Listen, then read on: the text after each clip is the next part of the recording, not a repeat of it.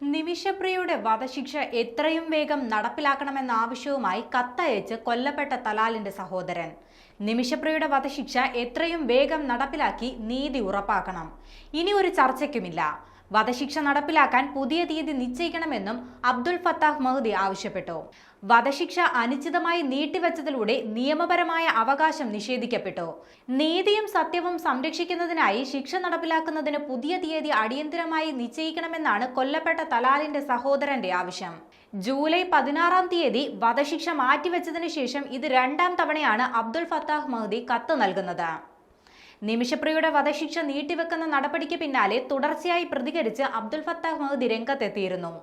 ഫേസ്ബുക്കിലൂടെയാണ് ഇയാളുടെ പ്രതികരണങ്ങളെല്ലാം. ദിയാദനം സ്വീകരിക്കുന്ന സംബന്ധിച്ച് തീരുമാനമായില്ലെന്നും നിമിഷപ്രിയയുടെ വധശിക്ഷ നടപ്പിലാക്കണമെന്ന ആവശ്യത്തിൽ ഉറച്ചു നിൽക്കുന്നതായും തലാലിന്റെ സഹോദരൻ പ്രതികരിച്ചിരുന്നു. അടുത്തിടെ നിമിഷപ്രിയയുടെ വധശിക്ഷ റദ്ദാക്കിയതായി വാർത്തകൾ പുറത്തുവന്നു. ഇക്കാര്യം നിഷേധിച്ചും അബ്ദുൽ ഫത്താഹ് മഹ്ദി രംഗത്തെത്തിയിരുന്നു.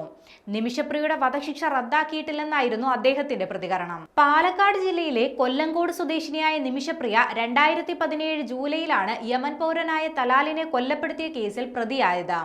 പിന്നീട് 2020-ൽ നിമിഷപ്രിയയ്ക്ക് യമൻ കോടതി വധശിക്ഷ വിധിക്കുകയും ചെയ്തു. ഇറാൻ പിന്തുണയുള്ള ഹൂതികളുടെ നിയന്ത്രണത്തിലുള്ള സനയിലെ ജയിലിലാണ് നിമിഷപ്രിയ ഇപ്പോഴുള്ളത്.